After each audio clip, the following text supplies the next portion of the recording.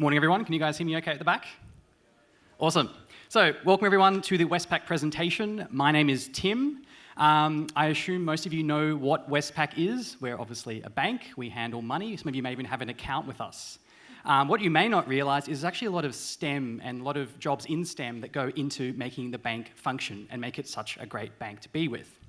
So today we're talking to you about three key areas in STEM of which we all work in, which is robotics and intelligent automation, data science, data analysis, as well as cybersecurity. But before we get into that, I want to play a quick game with all of you. We're going to play a game of heads and tails. So I'd ask all of you to stand up right where you are, have a stretch. Teachers, feel free to join in as well. I know, you've been sitting down for a while today. So the way this will work, guys, is we'll be playing heads or tails. So there'll be a question up on the screen momentarily. If you think the answer is heads, so the first option, place your hands on your heads. If you think the correct answer is the second option, which is tails, place your hands on your tails. Pretty simple, right? But here's the catch. If you're incorrect, I'll ask you to sit down. So it's an elimination round. There'll be about 7 or 8 questions. Yeah, exciting. So let's get into it. So, first question. Who falls for scams more often? Is it boomers or Gen Z? So hands on your heads if you think it's boomers falling for those scams. Otherwise, hands on tails if you think it is Gen Z. Give you guys a couple of seconds to lock in your answers. Looks like most of you have got your hands on your heads. Are you correct? Let's find out. Correct answer is Gen Z. So,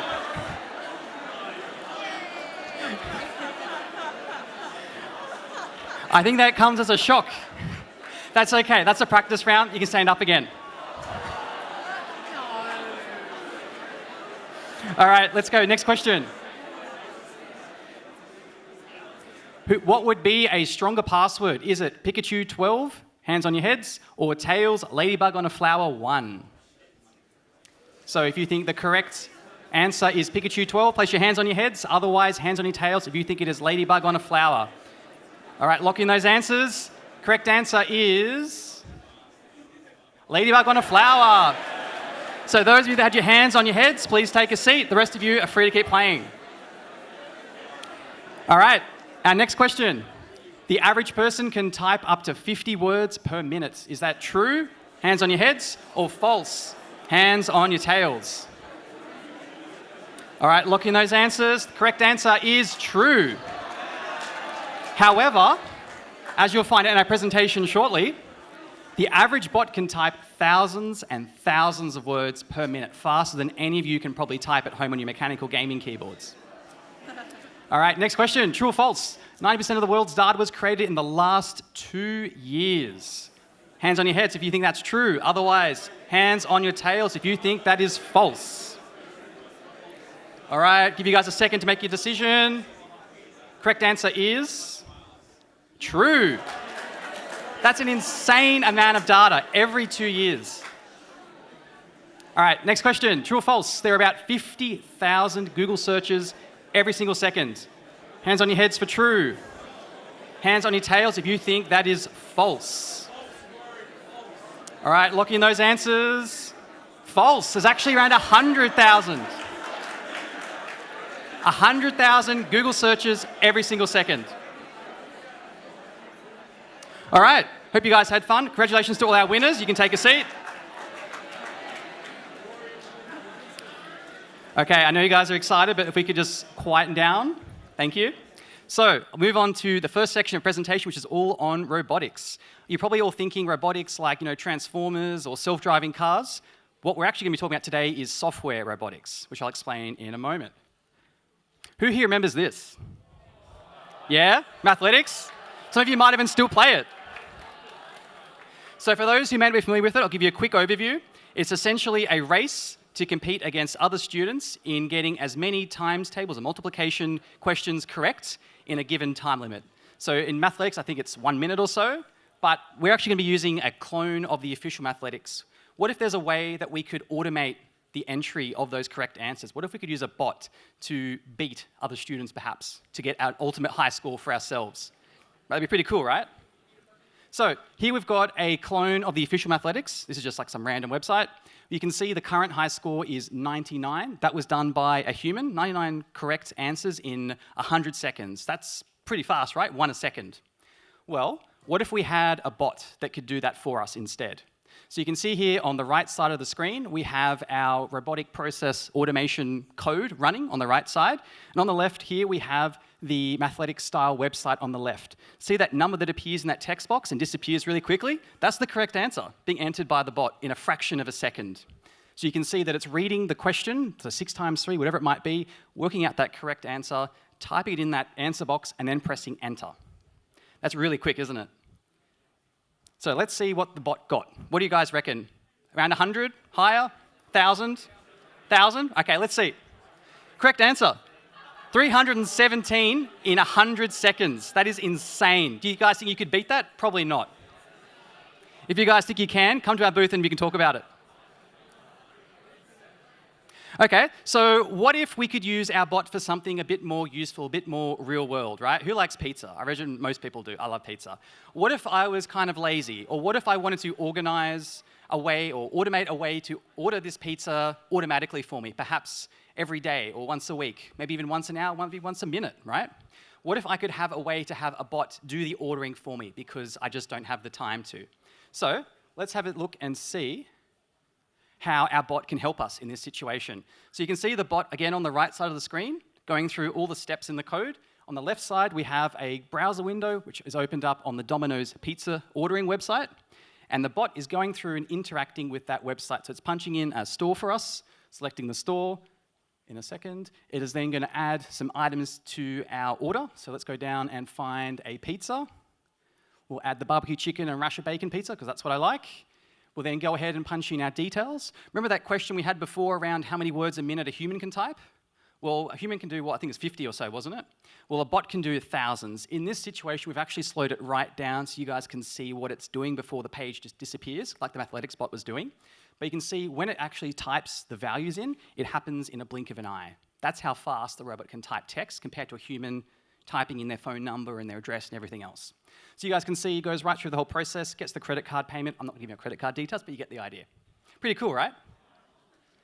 So hands up, who thinks that would be a really cool way to order pizza for every single person in this room? A few hands, yeah? Well, you'd actually be wrong. The reason is you saw how long that bot took to order one pizza. If I wanted to order a pizza for every person and have you guys pay for it individually, because I'm not, I work at a bank, I don't have that much money necessarily, that would not really work because it would take way, way too long. So instead, we can use what's called an application programming interface, or an API for short. Some of you may have heard of this before.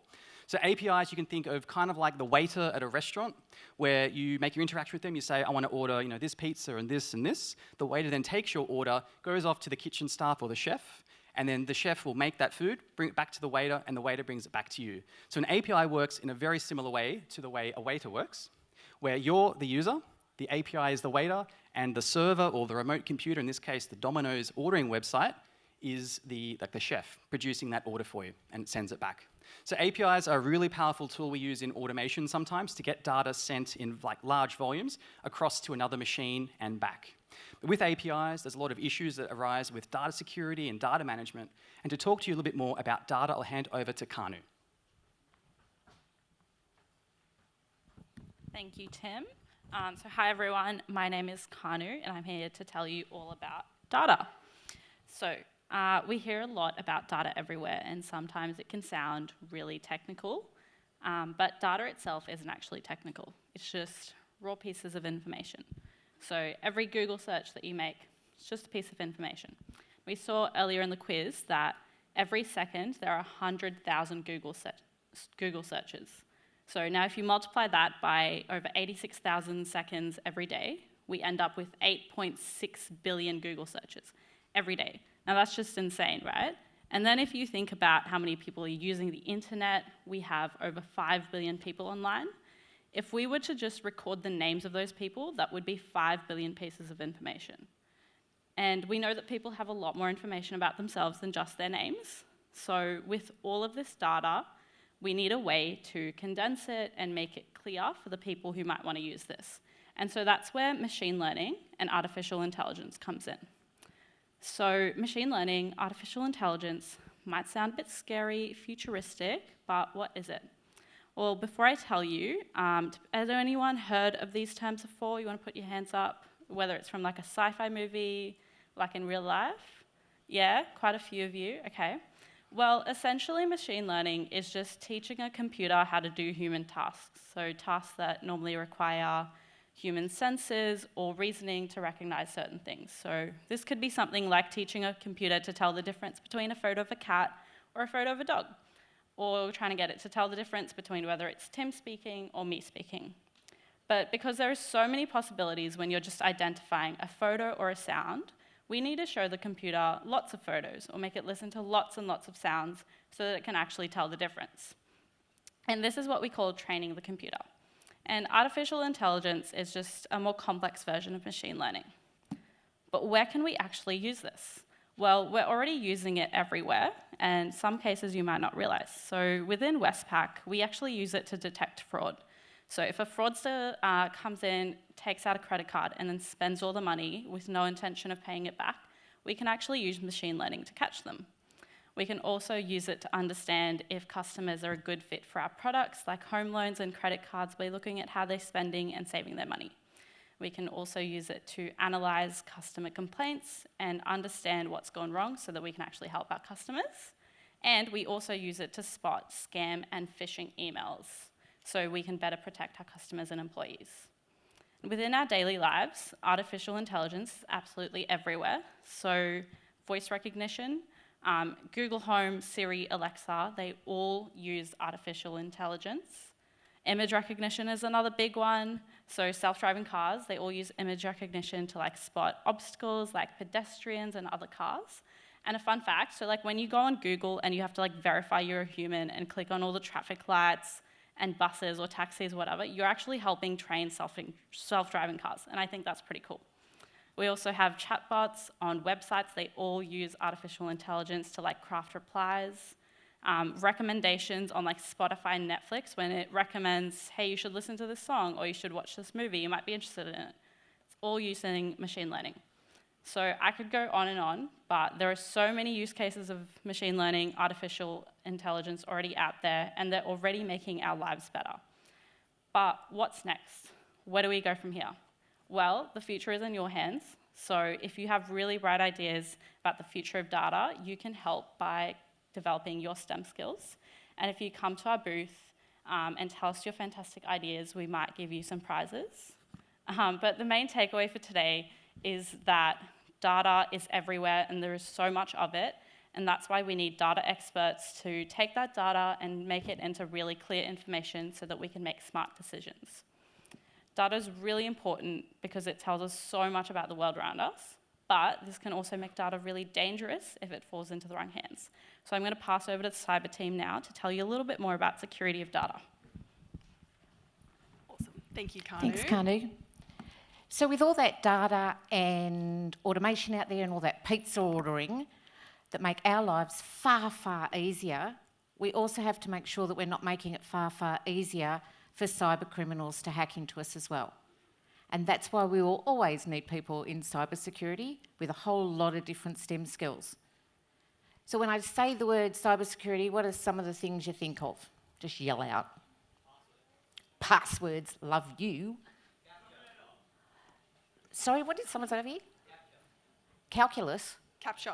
Oh, capture. That's a good one. Sorry, Good one. bad eyesight, bad hearing. Beauty? White hat hackers. National security. Firewalls.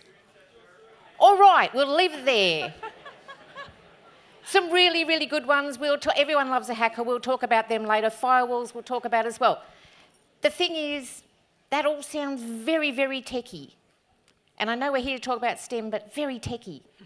So as Australia's first bank and with millions of customers and tens of thousands of employees, it is so important to Westpac to have very strong cyber capability. So, like an onion, we have entire teams of people in place using their technical STEM skills to create layer upon layer of system protection. We've already heard firewalls. Think about database monitoring. Think about platform and application security, access controls, vulnerability management, and of course, our ethical hackers. So our ethical hackers have permission to attack our own organization to see where we might have open doors to cyber criminals. Now, the thing is, cyber criminals attack and manipulate people just as much as they attack and manipulate technology. So companies can have the best systems in place. That's what we do. Companies or people can have the best systems in place, but like an alarm on your home, if the person doesn't key in the code, then the house is not secure and the alarm doesn't work. So cyber criminals know this, and they know that we are vulnerable, and they play on that, and they use what we call social engineering. So in cybersecurity, we not only need people with STEM skills, we need people who understand people. Because we never do what we're supposed to do. We forget things like our homework, or the dog ate that, or our lunch, or we're lazy because we're just generally lazy, or we just click on anything because we know all of you are a little bit complacent because you grew up with technology so you never get scammed, which we know is not true. Last year in Australia, 38% of all data breaches were caused by human error. And that 38% then opens it up for cyber criminals to come in.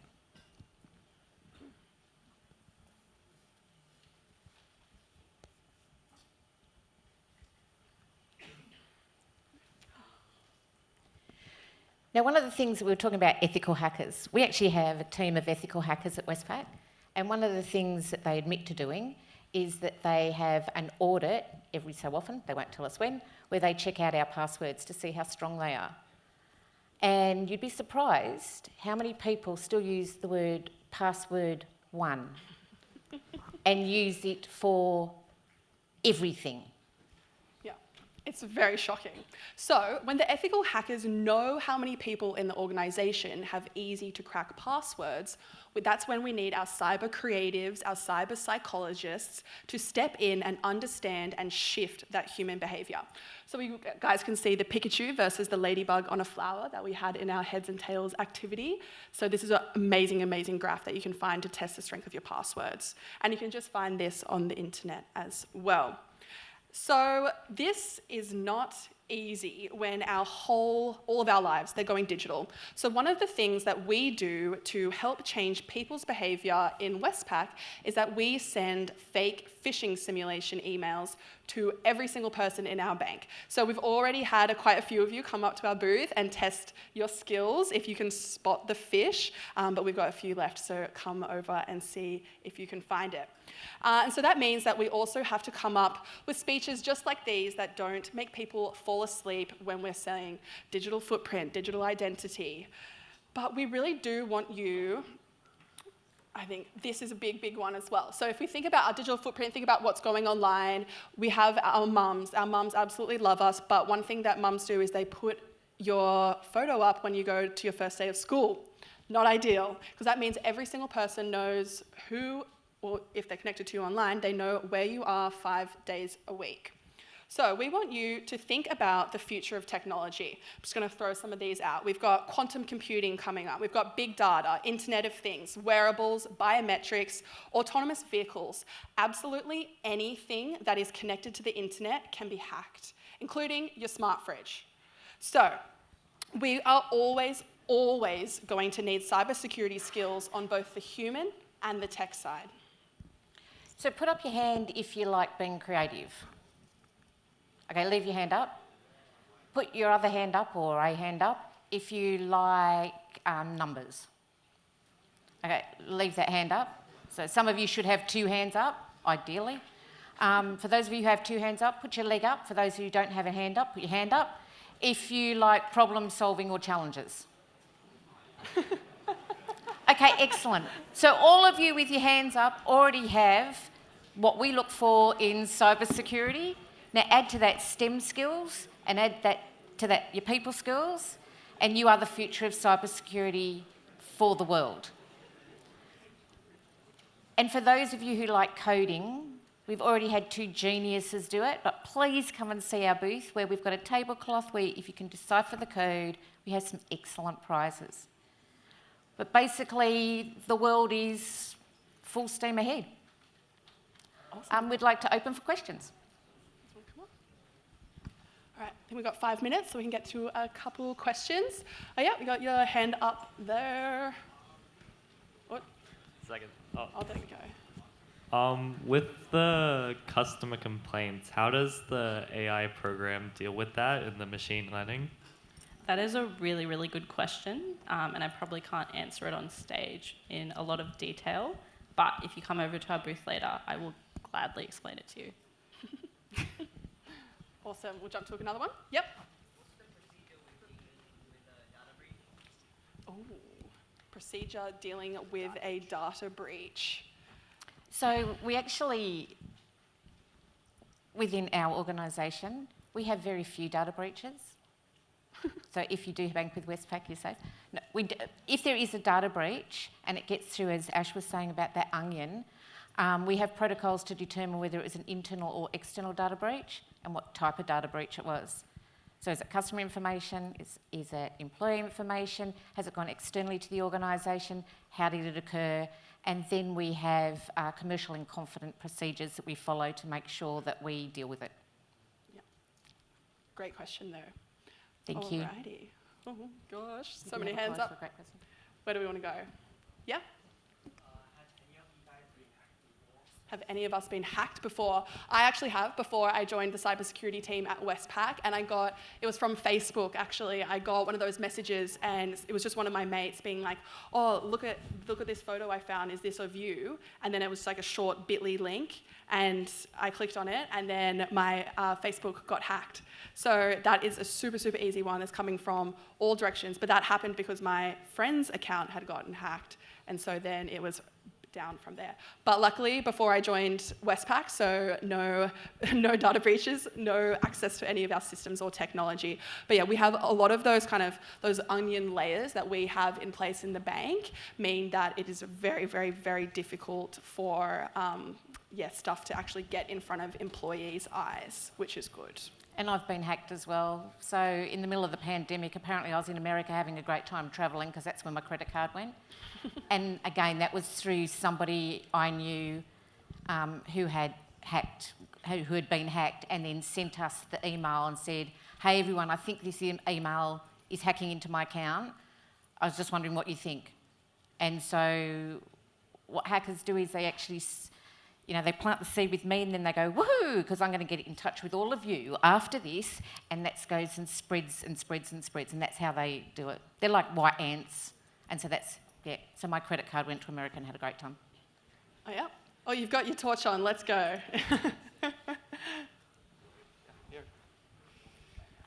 You referred to quantum programming before. How are you going to incorporate that in today's society? Oh, okay, well, we haven't got there yet, so... That's for you guys to work out in your lifetimes, in our lifetimes, I guess. The pressure. Yes, no, but I am so excited personally just to see how quantum computing absolutely changes the world. We've already seen the impact that artificial intelligence has had in the last 5 to 10 years, and then even in the last 6 months with developments like ChatGPT. If you add in quantum computing, it is just going to go, the internet, technology, everything is just going to explode and be everywhere and go a million times faster somehow. And we also have creative hubs where a whole lot of people with STEM skills, people skills, creative skills, whatever skills, get together and just blow their minds off with being creative and come up with how we could possibly, wish lists. What could we possibly do with this, and how could we possibly do it? So thinking ahead. So just, yeah. Cool. Yep. Careers within fintech. Okay, Well, I'm happy to. Careers within a fintech industry. So we do not technically classify as a fintech, but one of the really, really exciting things about banking, about finance, is that as in the 21st century now, 2023, it all has to be online. Everything has to be online. It's what the customers want. It's what everyone wants. So that means that they have to essentially establish themselves as a technology company before they almost have to establish themselves as a finance company. So that is really, really exciting because it does mean that if there is even just one small area of technology that you're interested in, then a role like that probably exists in a big fintech, which is awesome. So like even across all of us now, like cybersecurity, data, automation, robotics, all of these different technology areas are within these financial institutions now. And also think forward to what's available now will be out of date tomorrow. So think and be creative and go, what do I want to do? And when you actually get your STEM skills and you're out there going, hang on a minute, I can do, or while you've got your STEM skills, the world is your oyster. You are creating the future of what jobs are going to be out there. Yeah. Good luck, everyone. Thank you so much for today. Thank you.